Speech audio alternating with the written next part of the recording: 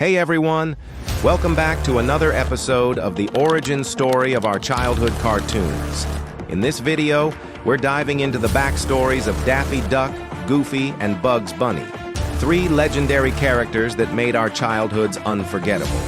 We'll explore where they came from, how they changed over time, and what made them so iconic. So if you're ready to discover the real stories behind the laughs, let's jump into the video.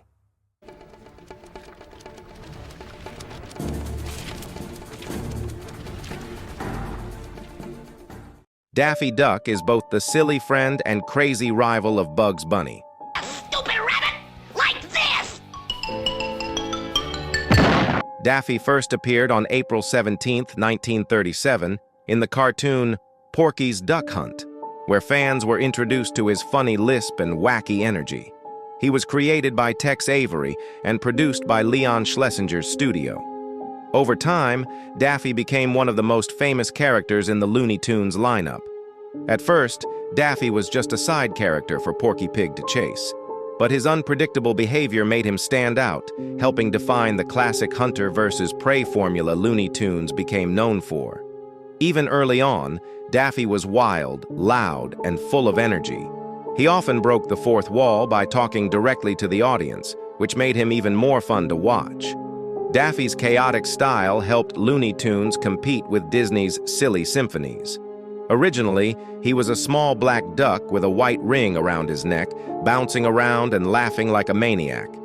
Over time, his design changed. He began to look less like a real duck and more cartoonish. His unique speech, inspired by producer Leon Schlesinger, was brought to life by voice actor Mel Blanc for decades.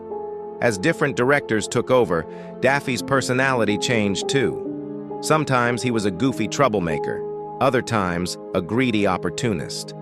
In the 1940s, You Ought to Be in Pictures, he tried to steal Porky Pig's job, and after that, his popularity exploded.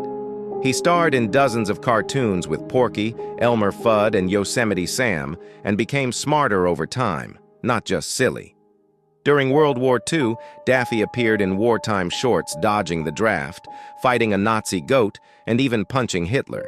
He got so popular, the U.S. Army's 600th Bomb Squadron made him their mascot. Eventually, Daffy took on some of Bugs Bunny's cleverness and love of money. In 1953, he starred in Duck Dodgers in the 24.5 Century, where he played a space hero fighting Marvin the Martian with help from Porky. He also appeared in movie parodies like Robin Hood Daffy. In the 1950s and 60s, his fame peaked, especially with Chuck Jones turning him into a jealous but funny rival to Bugs Bunny. As Looney Tunes lost popularity in the late 60s, Daffy got a new rival, Speedy Gonzales. Then he vanished for about 20 years until returning in Who Framed Roger Rabbit, 1988, in a piano battle with Donald Duck. Since then, he's appeared in many new projects: Space Jam, 1997, the Duck Dodgers reboot, 2003, Baby Looney Tunes, and The Looney Tunes Show, 2011. These modern versions proved Daffy still has star power. He's one of the few cartoon legends who helped shape animation history, and he's still entertaining us with his wild, unpredictable charm.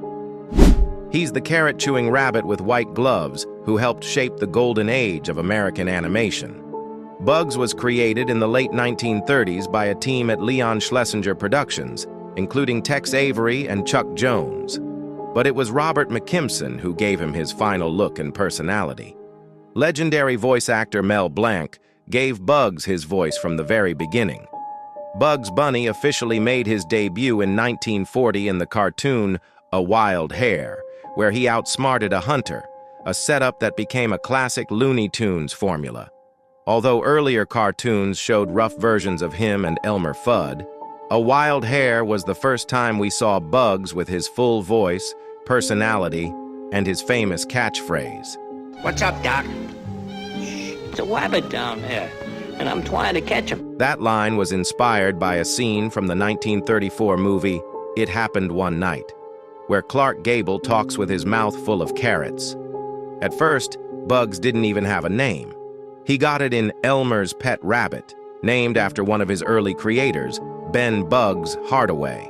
The character also started using another classic line. "Of course you know, this means war."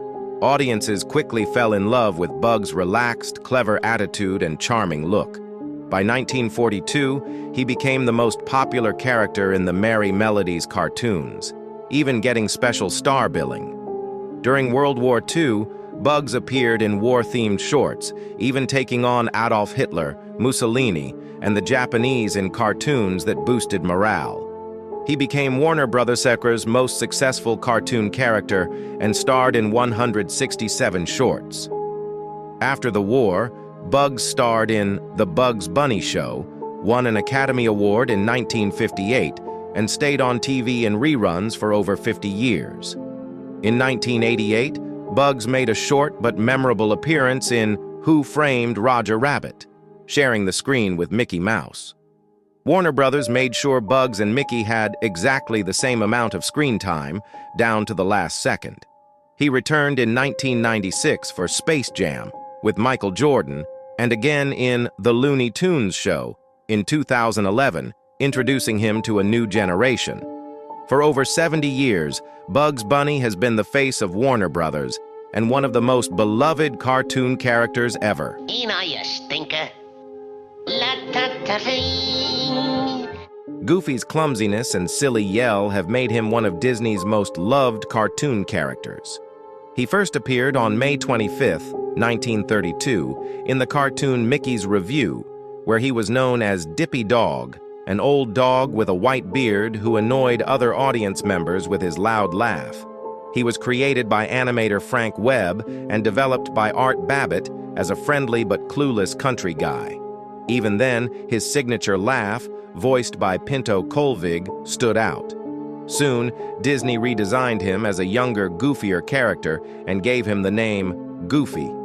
In the 1934 cartoon Orphan's Benefit, a name that fit his silly personality better.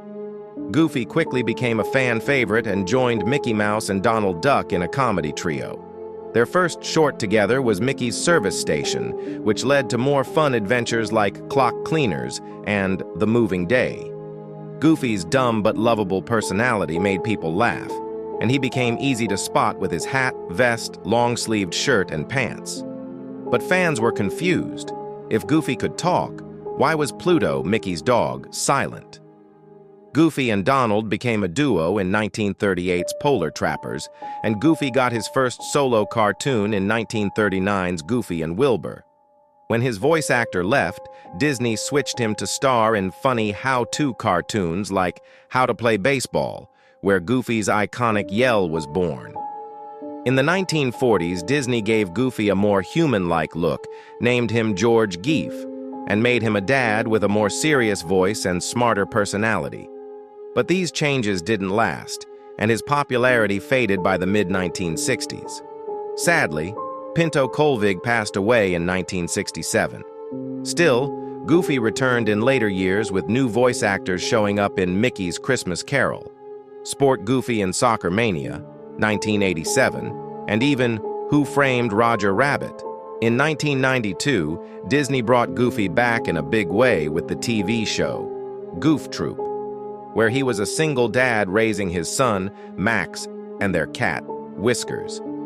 This led to A Goofy Movie, 1995, and its sequel, An Extremely Goofy Movie, 2000, which made him popular with a new generation. Later, Goofy became the waiter at the House of Mouse and continued appearing in video games like Kingdom Hearts and shows like Mickey Mouse Clubhouse. Today, Goofy is still one of Disney's most famous characters. Despite being around for nearly a century, his silly charm and unforgettable laugh continue to entertain kids and adults all over the world. And that brings us to the end of this episode of the origin story of our childhood cartoons. I hope you enjoyed it. If you did, let me know in the comments which character surprised you the most, and tell me who you'd like to see in the next episode. Don't forget to like, subscribe, and hit the notification bell so you won't miss any of the upcoming videos. Thanks for watching, and until next time, take care and stay nostalgic.